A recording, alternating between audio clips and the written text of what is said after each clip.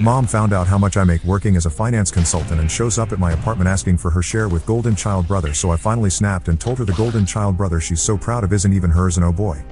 When I was growing up, it was obvious to everyone who the golden child was in my family. My brother Andrew could do no wrong in my mom's eyes. If he got a C in school, it was the teacher's fault. If I got an A, it was because I wasn't doing enough extracurriculars. My mom would brag about Andrew's football career, while dismissing my academic achievements as nerd stuff. I can't say it didn't bother me, but after a while, you just learn to deal with it, or at least I thought I had. Let me paint you a clearer picture of what growing up was like. Every morning before school, Mom would make Andrew these elaborate breakfasts: French toast, fresh fruit arrangements, the works. Meanwhile, I'd be lucky if there was any milk left for my cereal. When report cards came out, my straight A's would get a nod while Andrew's C+ in English somehow warranted a celebratory dinner because he really tried his best. Even during Christmas, the presents under the tree told the same story. Andrew would get mountains of carefully wrapped gifts, while I'd usually end up with practical stuff like socks or school supplies. The favoritism got even more obvious after Dad got sick. I was 16, and Andrew was 14 when Dad was diagnosed with aggressive prostate cancer. Those last 2 years of high school were brutal. While I was juggling AP classes, a part-time job at the local library, and helping take care of Dad, Mom was constantly focused on making sure Andrew didn't get too stressed by the situation. She even hired a private tutor to help him maintain his C average because he's sensitive and needs extra support.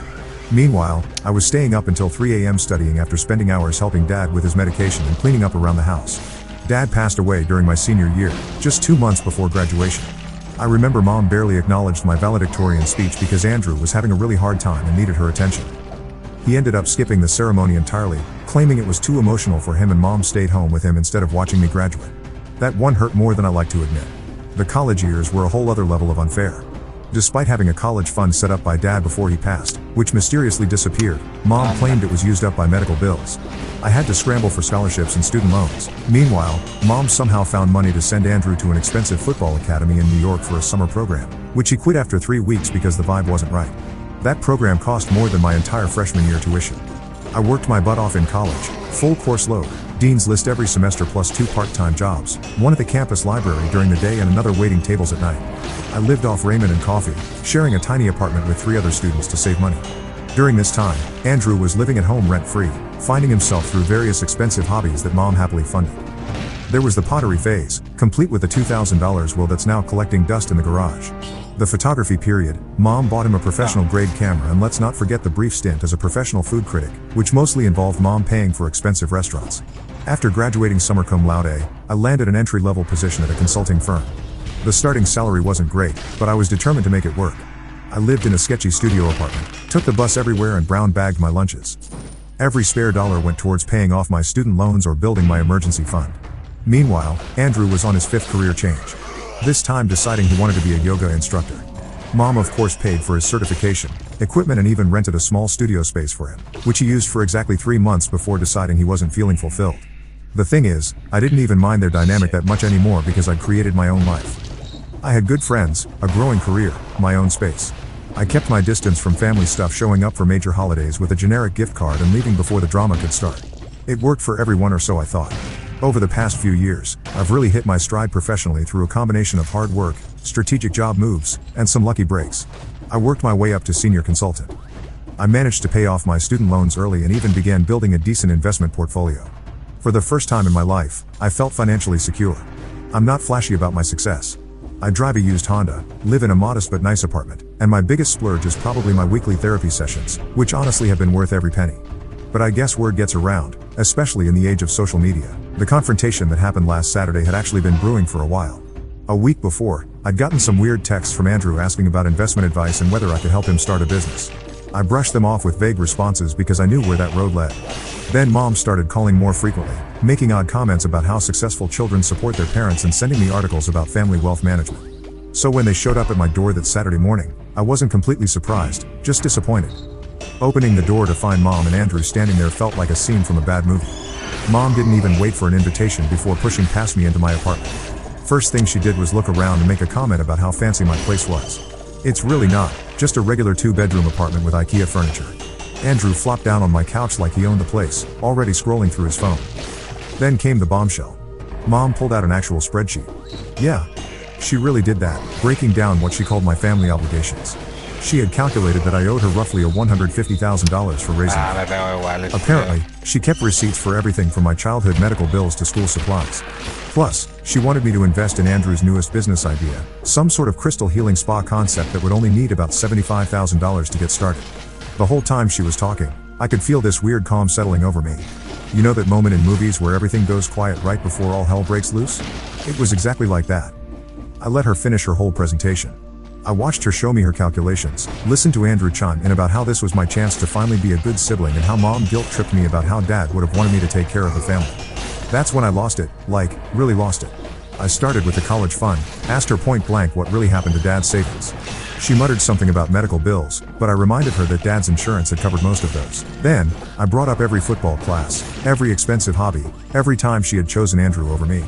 I even pulled up my old student loan statements on my phone to show her exactly how much debt I'd had to take on while she was bankrolling Andrew's finding himself faces.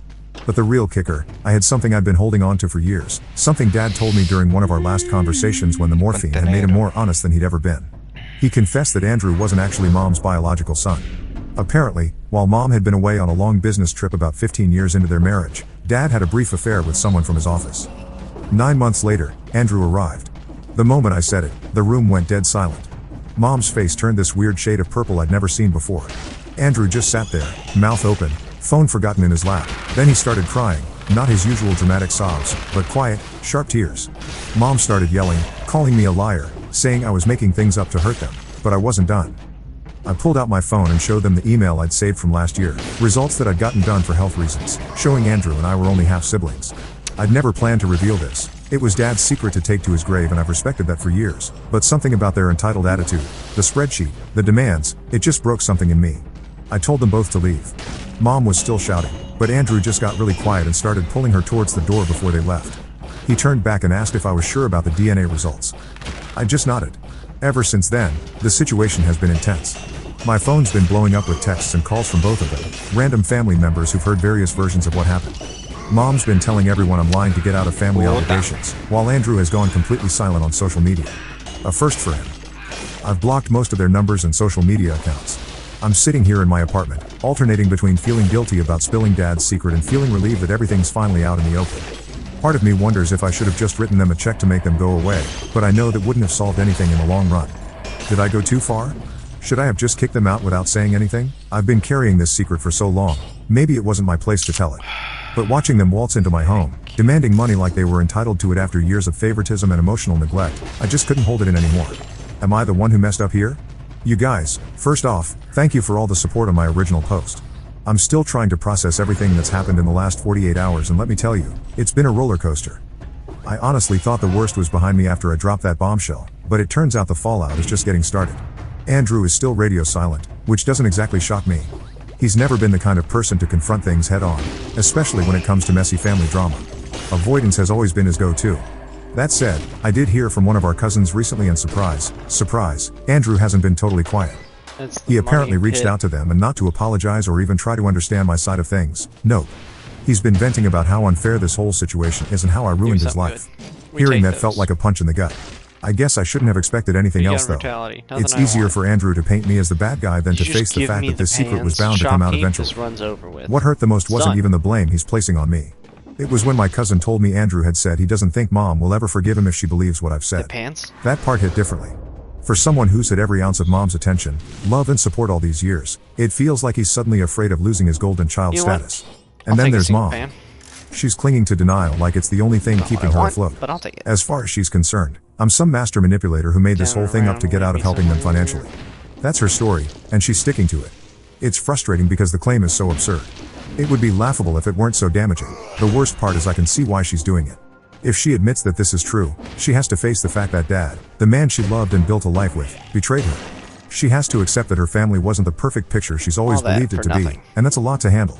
For a moment, I can almost feel bad for her. I mean, imagine finding out that the person you love most in the world, who's now gone and can't defend themselves or explain their actions, kept such a massive secret from you. That kind of betrayal would be enough to break anyone. I get why she's angry and hurt and why she's lashing out, but then she takes all that pain and points it directly at me. She's running around telling anyone who will listen that I'm selfish, heartless and just looking for an excuse to abandon the family. That sympathy I might have felt? Yeah. It evaporates quickly when she does stuff like that. And look, I've seen some of the comments people left on my original post, so let me address something. I do not condone what my dad did. Cheating is wrong, plain and simple, and I'm not here to defend his actions. But what exactly was I supposed to do when he told me the truth on his deathbed? Was I supposed to blow up the family while he was literally dying? Could you imagine the fallout from that? It would have been chaos. And frankly, I don't think anyone would have thanked me for it. And even after he passed, what options did I really have? By that point, I'd already been pushed to the fringes of the family. They didn't take me seriously then, so why would they have believed me if I'd spoken up? They'd have written me off the same way they're doing now, calling me a liar, accusing me of trying to stir up trouble. It's like I was set up to lose no matter what I did. I'm tired of being the scapegoat for everyone's feelings. I didn't create this situation. I didn't cheat. I didn't lie. I didn't ask to carry this secret for all these years. All I did was finally put the truth out there. And somehow, I'm the one who's ruined everything. It's exhausting. If Mom and Andrew want to keep blaming me for their pain, that's on them. I'm done trying to fix things or make them see the bigger picture. At the end of the day, I know I didn't do anything wrong and that's what I'm holding on to. Let them twist the story however they need to make themselves feel better. I'm not playing their game anymore. Anyway, Mom wasn't done just yet. Her reaction has been an absolute disaster. Over the last 2 days, she cycled through every possible emotion. First, there was the denial. She sent me this flood of drunk texts accusing me of destroying the family with lies. Then came the anger. She started calling me from random numbers just to yell at me. Then I blocked those and she switched to emails, which were just as aggressive. Then we moved on to bargaining. She actually said she'd forgive me if I admitted I made it all up. I didn't respond to any of it, which just sent her back into rage mode. She started calling extended family members, telling them I'm having some kind of mental breakdown and not to believe anything I say. And now, mostly silence. But of course, there's always something. She showed up at my uncle's house at midnight last night, drunk out of her mind, demanding to see old family photos. One thing in this world According to John, she spent hours comparing pictures of baby Andrew to pictures of herself as a baby, muttering about how she should have known because Andrew doesn't have her nose or her dad's red hair. It's like even in her denial, some part of her knows the truth. John said it was heartbreaking to watch, but I honestly don't know how to feel. The family, meanwhile, is a mess. My cousins are mostly staying out of it, which I respect. They've taken the none of our business approach and honestly, good for them. Mom's siblings though are on the warpath. They're fully in her corner, calling me every name in the book and accusing me of tearing the family apart. Dad's side of the family on the other hand has been surprisingly supportive. A couple of them admitted they'd always suspected something was off, but didn't say anything because they didn't want to stir up drama, and as if all that wasn't enough, I've had to deal with work drama too.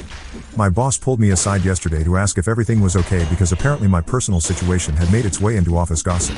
Turns out, Mom had been calling my workplace trying to get information about my salary and benefits.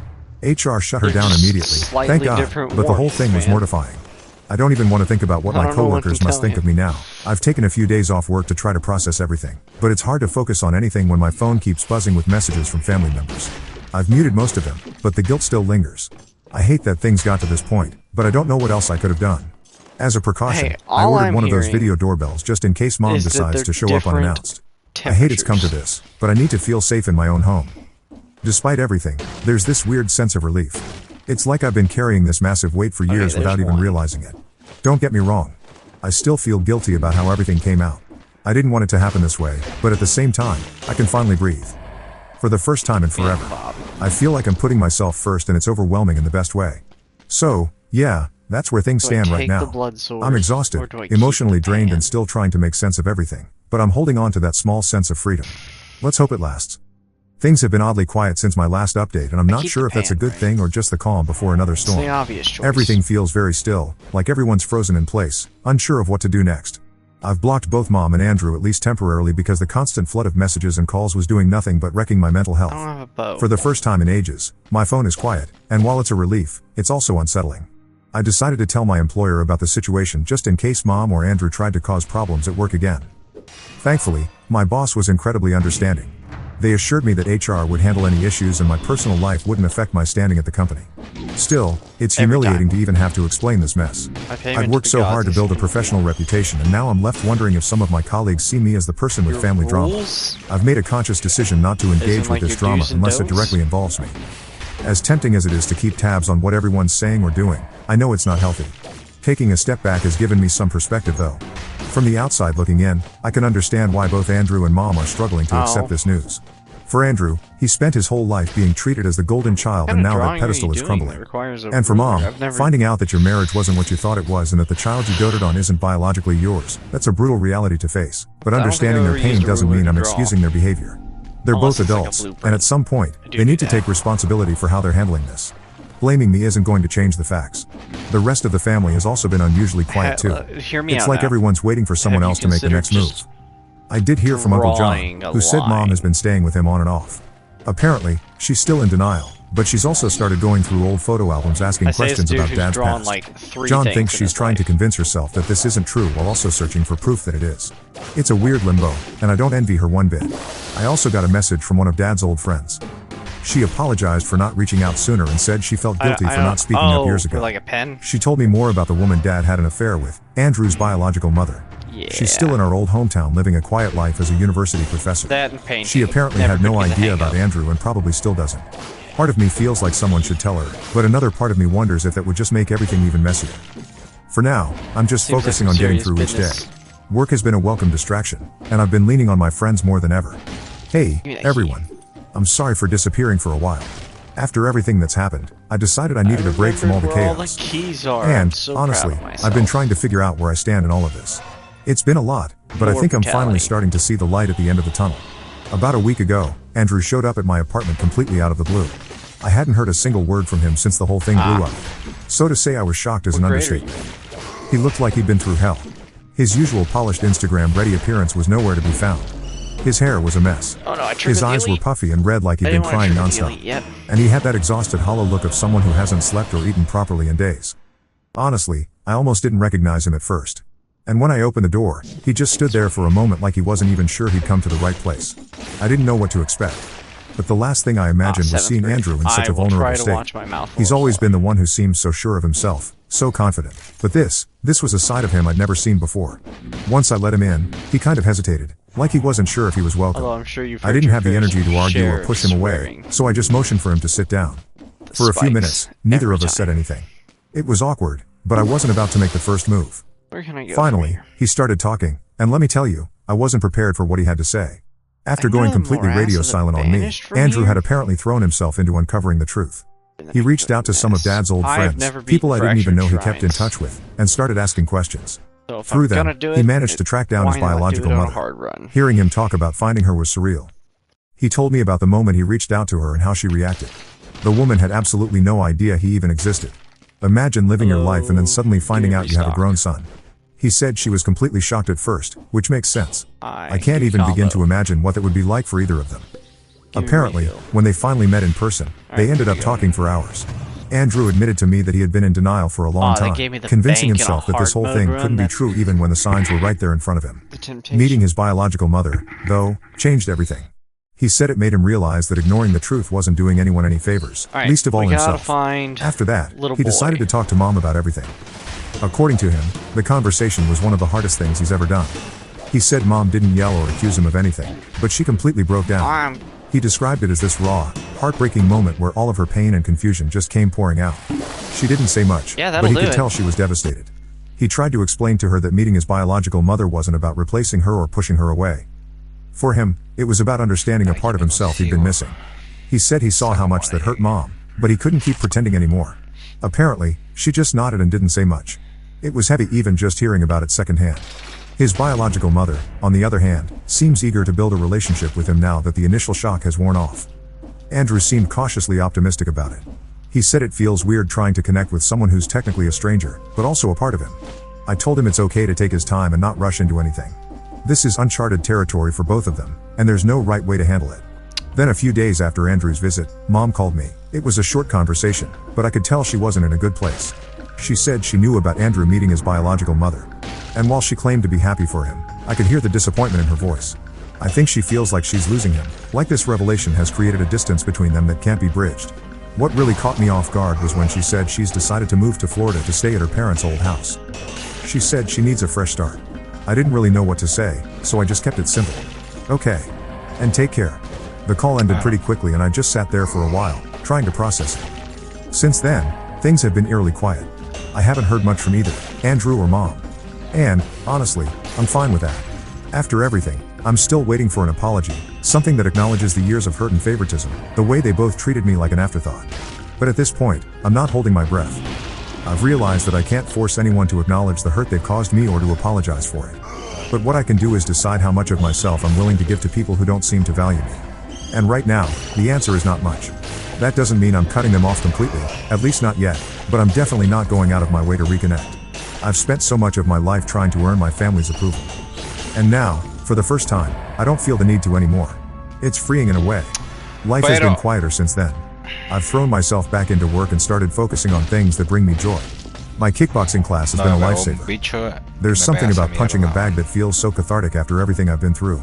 I've also started journaling, which is something my therapist suggested. Writing down my thoughts has helped me process everything and let go of some of the lingering anger and frustration. To everyone who's been following my life story, thank you for your kind words, support, and even your tough love. You all helped me feel less alone during one of the hardest times in my life, and I'll always be grateful for that. For now, I'm focusing on myself and taking things one day at a time. I don't know what the future holds for my relationships with Mom or Andrew, but I do know that I'm finally prioritizing my own happiness, and that feels like a step in the right direction.